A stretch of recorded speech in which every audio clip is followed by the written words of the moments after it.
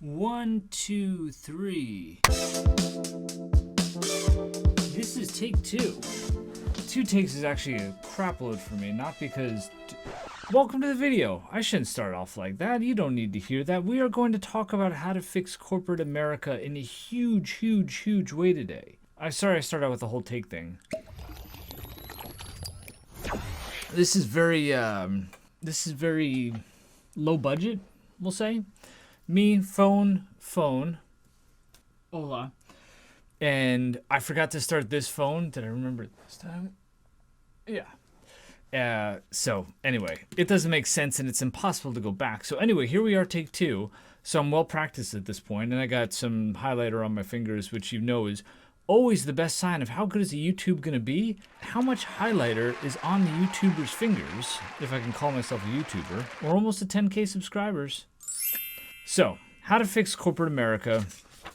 Let's talk about what that entire agenda looks like. We're not going to get into all of this today.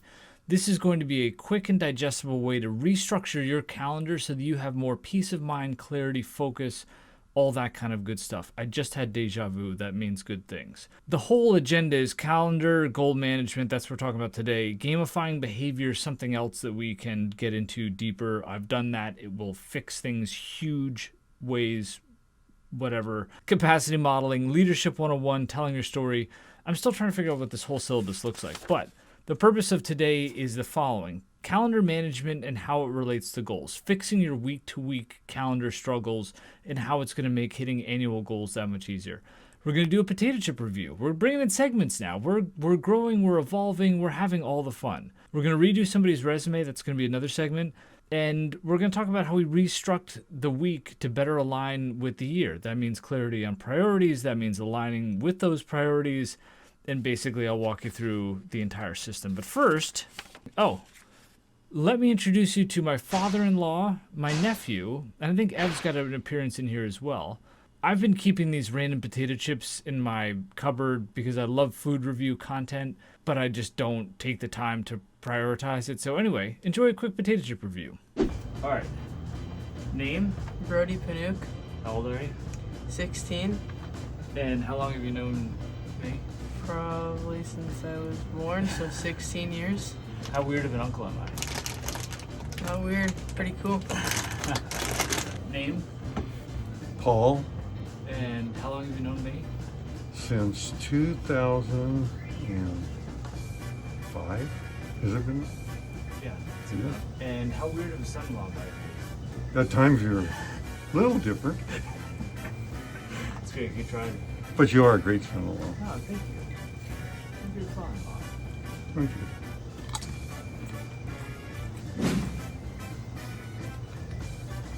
Well, that's pretty good. Yeah? Any idea what the flavor is? No, I can't tell, but I like it. Whatever it is, it tastes really good. What's your name? How old are you? How long have you known me? Do you want to try these or no? What flavors? Steak? Mm. Ketchup? Mm.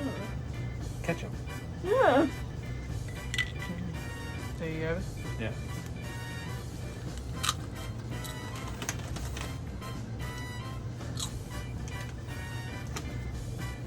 It's really good. Yeah? What does it taste like? I don't know. Tasted before though. Try one more. Tell me if it tastes like it. Tell me what comes to mind flavor-wise. I don't even know. I want to say pickle. Probably way off though. It's supposed to be ribeye steak. Oh. Well, that's way off. You're not gonna try them? I'll try steak. Yeah, do it. It smells like steak.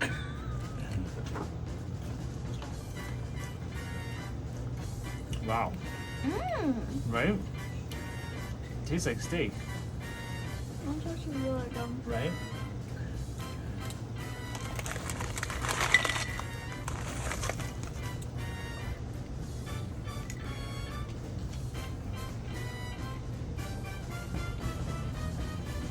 That was very sweet. Tastes like anything? Barbecue sauce. super close. Ketchup? Is it ketchup? Yep. Oh, wow. One of those.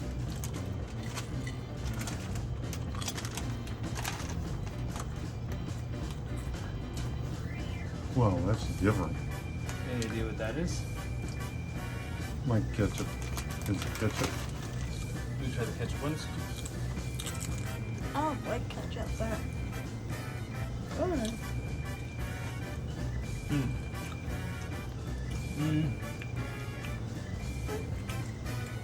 Oh, a little spicy. Which do you prefer? Out of the three? Well, we'll get to that next, but between this one and the last one, taste the same? This one definitely tastes like ketchup, right? Not so much the last one. Mm-mm. Do you like one better than the other? Definitely this one. This one reminds me of having it also with French fries. If you had to choose between the three? Definitely the first one. Yeah. The first one's really good. Just your lucky day, the reward for coming on today's show is another chip. Sweet. There's number three.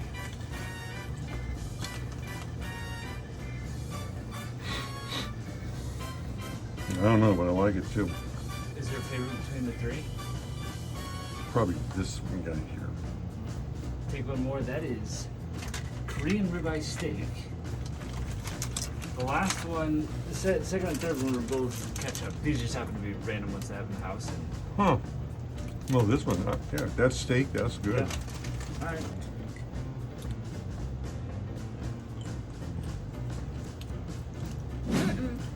That's not ketchup. Yeah, it is. This one tastes way better. All right, welcome to the resume review section of this video. Let's see if I can make this useful and helpful. I know we've talked about resumes before, but let's see if we can improve this fine gentleman's resume on the spot in a relatively short order. First out of the gate, and I'm gonna be super critical about this, but this is with the intention of helping, it's not with the intention of being a jerk. Instead of an objective, give me a bio. I know what your objective is. You wanna find a job, you're gonna make yourself sound like you're super hardworking, all that kind of good stuff. Every single resume says that. What is your narrative? Why are you such a good billing specialist? Before you get into the bio, you should go back and watch my other video about your purpose statement, but that's basically one sentence. It says at the highest level and the most simplest and kind of ways, what is it that you do? Do that exercise, let that be the core of your bio. Everybody is going to be seeking a dynamic position where they can leverage their diverse skill. Everybody's going to say that they are a highly effective communicator and that they love collaborating. Everybody's going to say that. What is unique about your background that makes you so good at being a billing specialist? That should be your bio, because only you can write that, and that's going to be your hook in. When you get into the specifics of the jobs, I would like to see first just a quick description of what the hell is a billing specialist at OBS. What is a 1 or 2 sentence description of what that role is? I know you're starting to put it here in the bullets, but then you can use the bullets to actually talk about the impact that you had on the business and why that matters. So process claims and invoices, ensuring accuracy, but how many claims on a weekly basis, monthly basis? How much revenue is that associated with? What type of accuracy was it at, and where was the accuracy after you were doing it? Percentage increases, that kind of stuff. Let's see. When you're saying addressing billing discrepancies and denials and actively resolving issues, tell me numbers. How many did that mean on a daily basis? How much are we talking about? Are we talking about pennies to the dollar? Are we talking about tens of thousands of dollars, tens of millions of dollars? I have no idea if I'm reading this. Give yourself the credit that you deserve based off of the numbers and the impact that you're having on the business. I also, within this, can't tell the difference between these two other than one's an associate and one's a specialist. Amazing. Congratulations for being promoted in such a short period of time. Use some of why you got promoted to include that in your bio. I mean, you kind of got it here a little bit with a quickly grasp new concepts and strong, but like this, there's more in here that can be pulled up. So what is your purpose statement? Use that as a core of your bio. What is your story? Your narrative should also be the bio and not necessarily your objective. You can save objective for cover letter kind of stuff, my humble opinion, and then give me more data points here to help me understand that you know the impact that you had on the business. Not just what you were doing for the role, but what was the impact you had on the business. All right. And then I think that this is amazing. Like entertainment host, like tell me more about this, right? And how did the entertainment host at Walt Disney, which is a super fun company that you should be proud to talk about when you're out there interviewing, like tell me about this jump. And how do these things connect? Did you see any correlation between these two roles? Maybe, maybe not. But to me, like that's a super interesting part here that could be brought out in your bio. And then your narrative becomes more clear and it's a much more interesting conversation, especially when you get into like actual interview conversations. Interview, congratulations, master business, like good for you, brother. Like that's super hard, hats off. Got more degrees than I do by a country mile. Technical skills, have a backstory here. If you're gonna put first aid, like why are you putting that on your resume when you're a billing specialist? Maybe you've got something interesting, but just make sure you've got that and maybe like kind of tee up a bit why. And then core competencies, like these are things that most people are going to have. If you're a time management expert, like maybe pick a couple of them and say why they've had an impact on the rest of it. And everybody knows that the references are available upon request. I think you can probably do this in one page. My name is Tim, back to the rest of the program. And we're back. Hope that was a decent place to put it in. I don't know. You have calendar challenges. Your calendar is probably a hot mess. It feels out of control. It is challenging. But you also have annual goals that you're trying to hit. And people always talk about these relative to sales targets, KPIs, OKRs, all that kind of good stuff. You got your smarts, you got your aims. They're excellent. They're super useful. They're purposeful. And even better, they boil down to quarterly goals, which largely look the same, but just kind of chunked out differently. And it's like, okay, we need to get to this by the end of Q1 so that we can get to this by the end of the first half, and et cetera, et cetera, et cetera. And that's all, that's good, that's lovely, that all makes all the sense in the world. But then you get to weekly goals and people are like, don't know, don't care, just help me not die in this process and we'll be good. So Monday's like survive, don't piss anybody off, don't get fired. Tuesday, don't hate everything too much. Wednesday, get through hump day. Thursday is the old shrug day. And then Friday is just get me to the afternoon. If you've known me for a hot second, you've known that I do not look at things this way. I was a happy-go-lucky dumbass that was stoked about every single day because it's 14% of your life every single day. But this is the reality of what's happening in corporate America, and this is what I would like to try to fix and convince some people that you could literally fix a company, a department, or a team with this approach. So what does this action mean? So let's talk about what your calendar looks like right now at a high level. By the way, shout out to scented markers. I was so excited to find this in my drawer. I'm sure it was Evelyn's, but this is what your calendar looks like right now. There's not a lot of purpose to each day. There's no like specific, hey, on Tuesdays it's this, etc., etc., etc. Most places don't have that. What it looks like is you've got maybe a team meeting on Tuesday afternoon. You've got maybe another one on Wednesday morning for that other thing, and then there's that other one that you're not quite sure why you're there, but you keep getting invited to it, and it's been in your calendar since the day you started. Maybe you've got some cross-functional stuff where it's like, cool, sales and marketing gets together on Monday afternoon, and then there's that other weird one where, again, you're not 100% sure why you're there, but it's just been in your calendar forever. And then you've got your project meetings. Oh, that project started long before I started, and that's always been Monday morning for God knows what reason. Then on Tuesdays, you've got that other one, and then on Friday mornings, there's one that you hate and you just try to get through. And then maybe you've got some one-on-ones that are just like, here, and then they're here. Oh, and, Sally can't do Tuesday 10 a.m. anymore, so let's slot that in at Monday afternoon, right? And so you've got this kind of just like hot mess, and it probably is even, I don't know, a little crazier than that just for dramatic purposes. Let's add in a few more things here, right? But it's basically, there's not a whole heck of a lot of rhyme or reason, and unless you actually color code it, you probably haven't even seen it with this kind of clarity because you just haven't color coded it. But it's somewhat functional. It does the trick. Maybe you hate it, maybe you love it, but there's a distinct possibility that your calendar looks like this right now, where there's a better way. Each day has a purpose. Monday is alignment and clarity. That starts with leadership. Leadership should own Mondays. Leadership should be the ones that are like, yo, how are we going to win the week? And then we're going to tell you and get everybody aligned and not have any bullshit stuck to, shoved in corners. It's like, oh, but that other thing that is kind of a priority too. No, put it on the table. Alignment and clarity happens on Monday. On Tuesday, That's your people time. That's your time for one-on-one. That's the time for check-ins. That's dedicated to the people because you already have the alignment and clarity. Then there's the doing the work, and then there's this feedback loop. So let me explain. As you get into the alignment and clarity, this is where maybe the first thing out of the gate is a team meeting, right? Leadership team meeting. Leadership should be the ones who have their asses talking at 9 a.m. Monday morning, 8:30, whatever time. And this is for alignment and clarity across the board, right?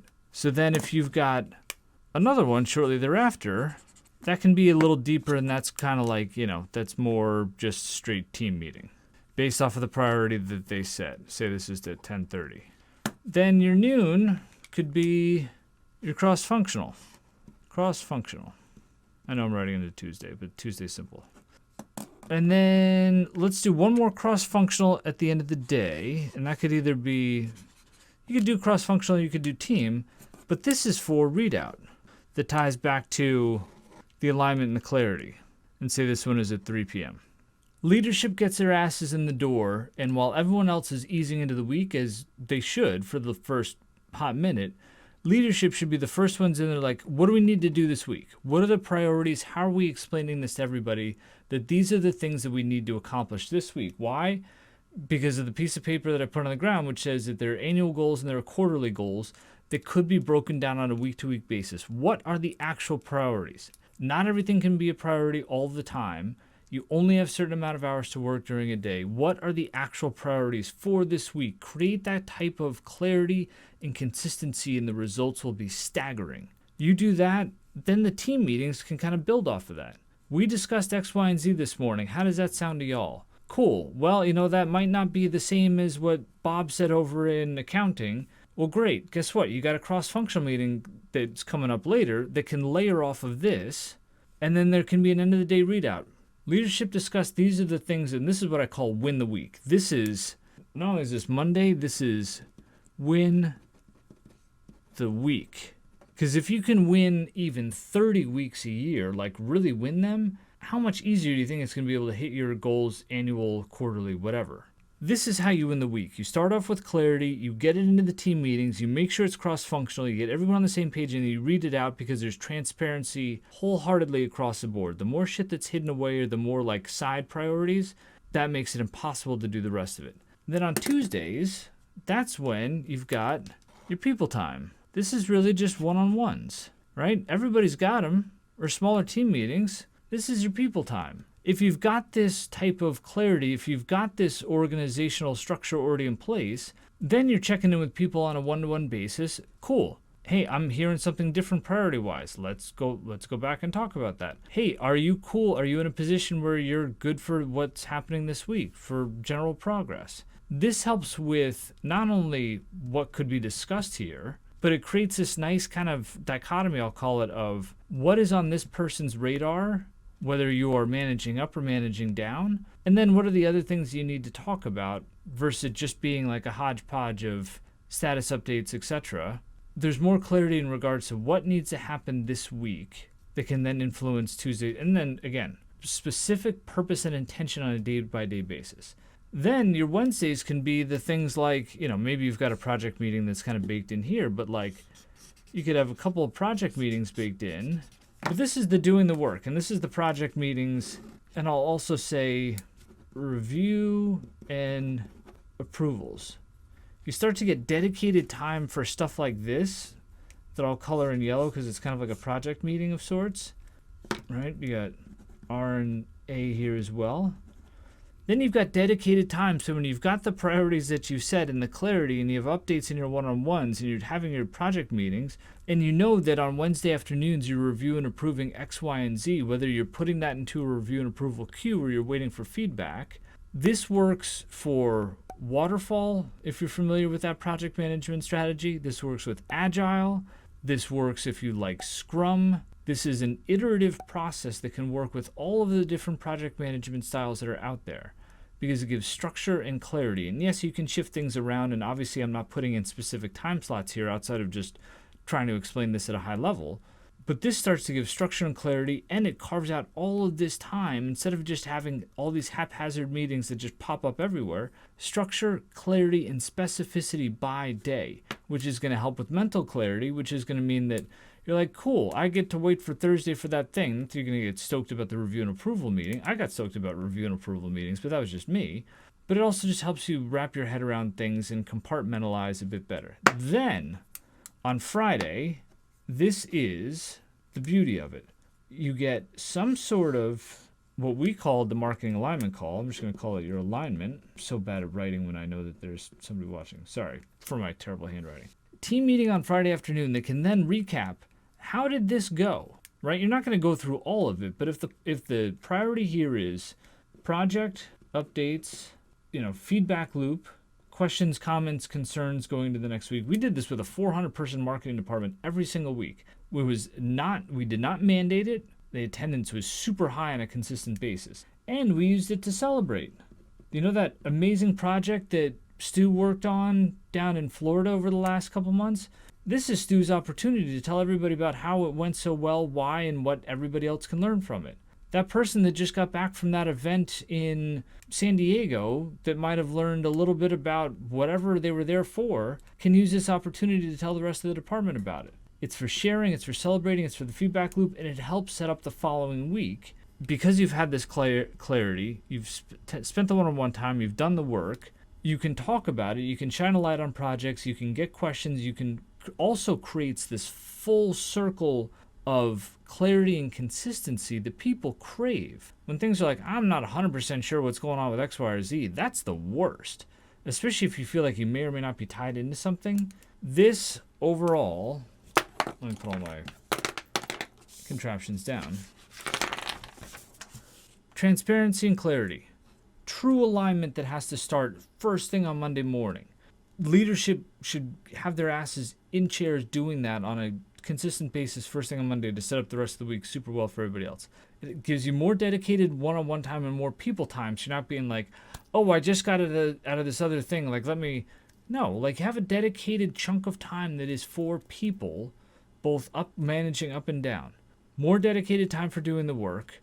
Pencils down mentality so that if there's a feedback loop happening or if there's updates that can happen later in the week, make that an iterative process where it's not just like, oh crap, we wait for the deadlines or we wait until somebody asks us about it. Have there be this pencils down mentality of like, let's see where we are by the end of week. I'm telling you, that helps a ton as well. Dedicated review and approval time. Positive closing to the week with a feedback loop that also includes celebrating. My name is Tim. I hope this has helped someone out there. You could fix corporate America with this strategy. With that, cheers. We have no sponsor, so I'm just going to thank LaCroix for sending me a crap load of free LaCroix. If I'm saying it right, is it LaCroix or LaCroix?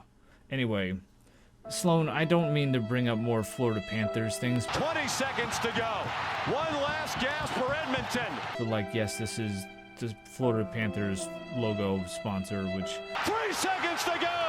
Goes back to them winning the cup and beating the Rangers in the conference finals and all that kind of good stuff. The Florida Panthers have won the Stanley Cup. And with that, I'm going to say I am out of here. I hope that worked. Did I do the clap thing at the beginning?